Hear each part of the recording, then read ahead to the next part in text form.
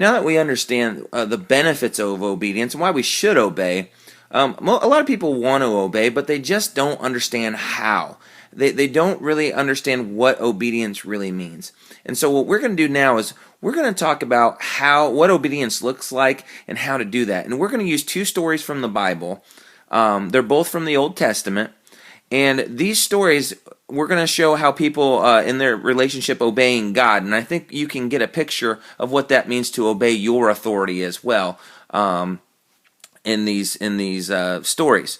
So, how to be obedient. The first thing that we're going to cover is obedience is immediate. That means you do what you're told and you do it right away. So many people, when they're told to do something, they put it off and they wait to do it. But that's not really being obedient. Obedience is immediate. And so we're going to look at a story in Numbers about immediate obedience. Now, unfortunately, in these stories that we have, these people are being disobedient. And so we're going to see what they should have done this time. So we're going to go to the book of Numbers, chapter 13. And the story here, we have the Lord has just taken the nation of Israel to the promised land. They are just about ready to enter it. And he sends 12 scouts to explore the land, to see what kind of land. So we'll pick up there. The Lord now said to Moses, "Send out men to explore the land of Canaan, the land I am giving to the Israelites. Send one leader from each of the 12 ancestral tribes." So Moses did as the Lord commanded him. He sent out 12 men, all tribal leaders of Israel, from their camp in the wilderness of Paran. Now we're going to skip on down, and they went and they explored the land for 40 days, and now we're going to jump to the part in the story of what their report is from the land. After exploring the land for 40 days, the men returned to Moses, Aaron, and the whole community of Israel at Kadesh in the wilderness of Paran. They reported to the whole community what they had seen and showed them the fruit they had taken from the land. This was their report to Moses. "We entered the land you sent us to explore, and it was indeed a bountiful country, a land flowing with milk and honey. Here is the kind of fruit it produces.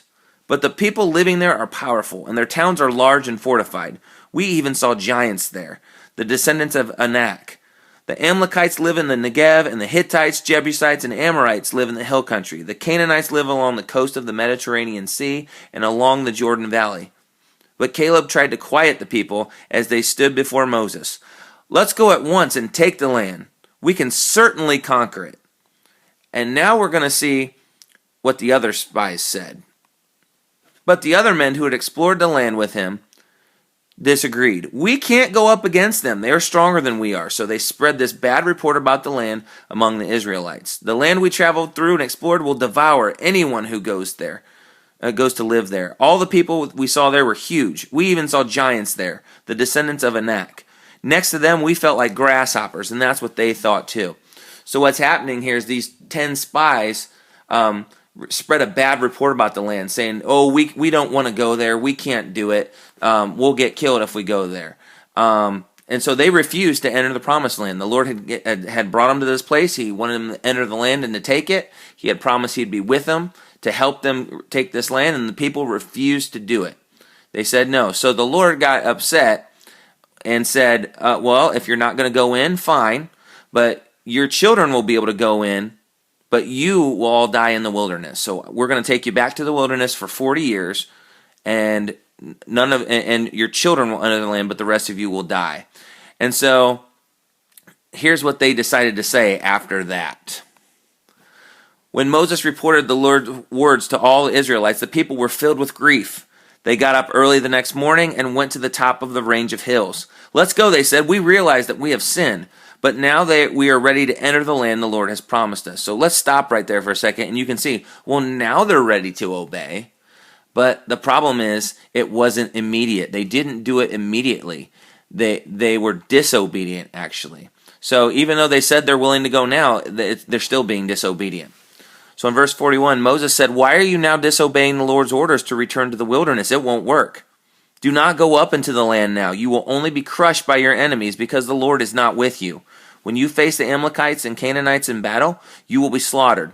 The Lord will abandon you because you have abandoned the Lord."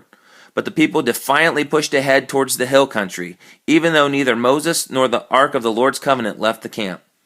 Then the Amalekites and Canaanites who lived in those hills came down and attacked them and chased them back as far as Hormah. So what happened here is they did not obey immediately. They tried to do what the Lord says, but it was too late. They end up actually, because they didn't do it immediately, they are disobedient. So if it's not immediate, you're not obedient. The next point of being obedient is that obedience is exact. And now here, the next story we're going to talk about is King Saul, and we're going to talk about obedience that is exact. So let's check that out in 1 Samuel chapter 15. One day Samuel said to Saul, "It was the Lord who told me to anoint you as king of his people Israel. Now listen to this message from the Lord. This is what the Lord of heaven's armies has declared. I have decided to settle accounts with the nation of Amalek for opposing Israel when they came from Egypt. Now go and completely destroy," and I'm circling that, "completely destroy the entire Amalekite nation, men, women, children, babies, cattle, sheep, goats, camels, and donkeys." So you see what I've circled there. Now go and completely destroy the entire Amalekite nation. Now, you're going to see what King Saul did. We're going to skip down to verse 7, and you're going to see what King Saul actually did. Then Saul slaughtered the Amalekites from Havilah all the way to Shur, east of Egypt, and he captured Agag, the Amalekite king, but completely destroyed everyone else. Saul and his men spared Agag's life and kept the best of the sheep and goats and the cattle, the fat calves and the lambs, everything in fact that appealed to them. They destroyed only what was worthless or of poor quality. So if you look at what Saul actually did, he was told to completely destroy everything, and he did not do that. He didn't obey exactly. And the thing that's funny is when we move on in this story, you'll see that Saul thought he was being obedient, but he did not obey exactly, and that was the problem. He did what he thought was right rather than exactly obeying. Then the Lord said to Samuel, "I am sorry I have ever made Saul king, for he has not been loyal to me and has refused to obey my command." Samuel was so deeply moved when he heard this that he cried out to the Lord all night. Early the next morning, Samuel went to find Saul. Someone told him Saul went to the town of Carmel to set up a monument to himself. Then he went on to Gilgal. When Samuel finally found him, Saul greeted him cheerfully. "May the Lord bless you," he said. "I have carried out the Lord's command." But really, did he carry out the Lord's command? No, he did not obey it exactly. So let's move on. "Then what is all the bleating of sheep and goats and the lowing of cattle that I hear?" Samuel demanded. "It's true that the army spared the best of the sheep, goats, and cattle," Saul admitted, "but they are going to sacrifice them to the Lord your God. We have destroyed everything else." Then Samuel said to Saul, "Stop. Listen to what the Lord told me last night." "What did he tell you?" Saul asked. And Samuel told him, "Although you may think little of yourself, are you not the leader of the tribes of Israel?